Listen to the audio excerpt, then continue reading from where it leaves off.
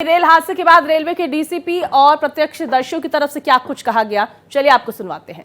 Basically एक time पे train का डिले, कुछ तो ट्रेन डिले हो गई थी और उसके अलावा कुछ एक्स्ट्रा टिकट्स थी जो कि लोगों ने उस टाइम पे परचेज करी थी प्रयागराज के लिए, जहां और स्टेशन के लिए। वो सारा क्राउड इन कुछ प्लेटफॉर्म्स पे ज्यादा इकट्ठा हो गया, उसमें थोड़ी भगदड़। क्राउड का अंदाजा हम लोगों ने लगाया था और सिचुएशन में बता रहा हूँ, जो पूरा time fraction of the time जिसमें 10 मिनट में हुआ, उसमें ज्यादा लोगों का आना, उसके अलावा 2 ट्रेन का डिले होना। बाकी ये मैटर जो है एग्जैक्टली जो फैक्ट फाइंडिंग है वो रेलवे की तरफ से फैक्ट फाइंडिंग होगी। हमारी तरफ से जो है, हमारा आज के दिन का काम एज ए जीआरपी हमारा है for the inquest and other proceeding, वो हमारी यूनिट कर रही है।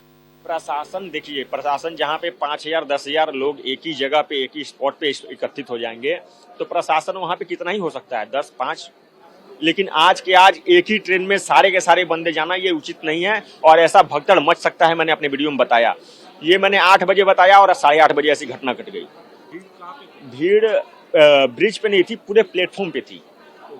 जहाँ पे ट्रेन आने की सूचना मिल रही है वहाँ की पूरी भीड़ शिफ्ट हो रही थी। यहाँ पे जितने चढ़ गए, ट्रेन निकल गई, जो बचे नेक्स्ट जहाँ का अनाउंसमेंट हो रहा है फिर वहाँ पूरे शिफ्ट हो रही थी।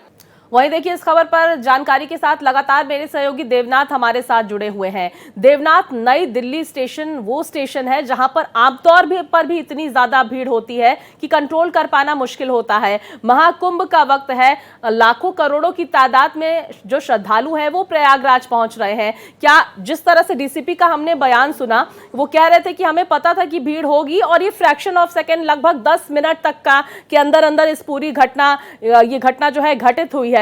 लेकिन जरा समझने की ये भी कोशिश करेंगे। हम अत्याधुनिक तकनीकों का जिक्र करते हैं, सीसीटीवी वहां पर काफी तादाद में लगे होते हैं रेलवे स्टेशन में, और जाहिर तौर पर पुलिस महकमा भी वहां पर काफी ज्यादा तादाद में होता है। प्लेटफॉर्म पर हालांकि कम संख्या होती है।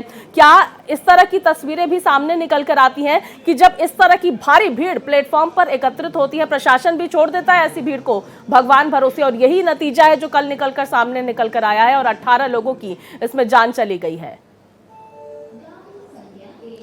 बिल्कुल सही सवाल पूछा है आपने और इसका जवाब ये है कि जी हाँ, ऐसे ही छोड़ दिया गया भीड़ को उसके कर्मों रहम पर छोड़ दिया गया। और अगर मैं बात करूं स्वाति, तो 3-4 सवाल हैं जो बहुत महत्वपूर्ण है। मैं बार बार कह रहा हूं कि पहला सवाल ये कि जब आपको पता था कि कुंभ के चलते हर स्टेशन पर भीड़ है, नई दिल्ली रेलवे स्टेशन पर भी बड़ा प्रेशर है, तो आपने उसके लिए क्या कोई मॉनिटरिंग सिस्टम लागू किया? क्या आपने कहीं से मॉनिटर किया? नहीं। अगर नहीं किया तो क्यों नहीं? और वैसे भी मैं बताऊं कि पूरे स्टेशन की जो मॉनिटरिंग होती है सीसीटीवी के जरिए होती है। तो जो व्यक्ति सीसीटीवी को देख रहा था, जो मॉनिटरिंग की जिसकी जिम्मेदारी थी, उसने वो प्लेटफॉर्म नंबर 14 और 15 की भीड़, 13 की भीड़, 16 की भीड़ क्यों नहीं देख सका? उसके सामने वो भीड़ वाला पिक्चर क्यों नहीं तस्वीर आ पाई? तीसरी बात ये कि जब आपको पता है कि इतनी सारी भीड़ है, तो आपने 1 घंटे में ही 1500 जनरल टिकट क्यों दिया?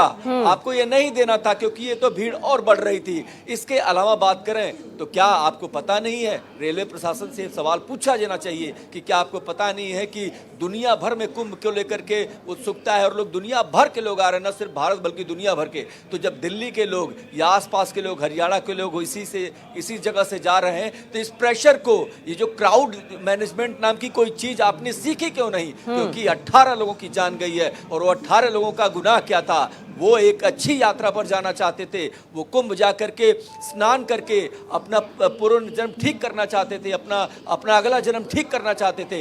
लेकिन इसी जन्म में उनके साथ अन्याय हुआ है और ये अन्याय उनके मौत के रूप में दिखाई देता है। और यही वजह, एक स्वाति, सवाल इस बात का भी है कि रेलवे प्रशासन ने क्या किया? कुछ नहीं किया।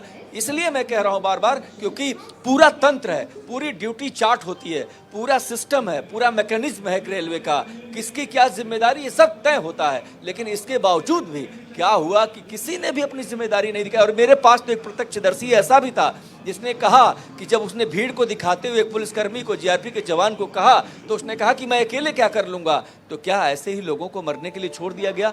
ये सवाल ऐसे हैं जो बेहद तकलीफदेह हैं। लेकिन देखिए, जांच के बाद तमाम सारी चीजें आएंगी। एक प्रत्यक्षदर्शी ये भी कह रहा था, चूंकि ऐन मौके पर जो प्लेटफॉर्म था उस पर जो गाड़ी आनी थी उसका प्लेटफॉर्म बदल दिया गया, जिसके बाद अफरा तफरी मची। हालांकि रेलवे के जो जीआरपी के अधिकारी हैं वो ये कह रहे हैं कि ये हादसा इसलिए भी हो सकता है क्योंकि ज़्यादा टिकट और एक चीज़ और कि ट्रेनें विलंब से चल रही थी।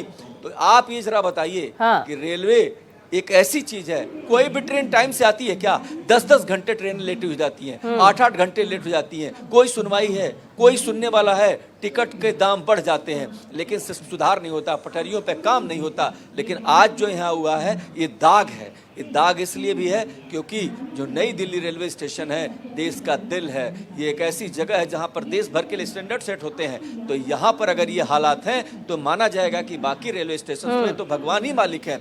इन सारे सवालों के बीच, उन सारे सवालों के बीच जब हम यहाँ पर नई दिल्ली रेलवे स्टेशन पे रिपोर्ट कर रहे हैं तब मैं आपको बताऊं स्वाति कि 18 लोगों ने अपनी जान गंवा दी है। और जिनके अक्स, जहां पर मैं अभी उसी स्टेशन पे प्लेटफॉर्म पे था जहां मैंने न जाने कितने जूते चप्पल वो भी तब तलाश किए, अब भारत एक्सप्रेस के कैमरे पर तलाश किए जब सारी सफाई हो गई थी, सब कुछ हो गया था, रेलवे प्रशासन ने पूरे पटरी को साफ कर दिया था। लेकिन 4 बजे भोर में मैंने दिखाया कि किस तरीके से सैकड़ों लोगों के जूते चप्पल सैंडल और बच्चों के कैप, छोटे बच्चों के कैप हमने दिखाया, अपने ही कैमरे पर दिखाया। तो जाहिर सी बात है कि न जाने कितनी चीजें हटा दी गई। बिल्कुल देवनाथ, देखिए वो खौफनाक जो मंजर है उसके बारे में अंदाजा लगा पाना बेहद यहाँ पर मुश्किल हो पा रहा है, लेकिन आप लगातार वहां पर मौजूद हैं, तमाम तस्वीरें आप हम तक पहुंचा रहे हैं।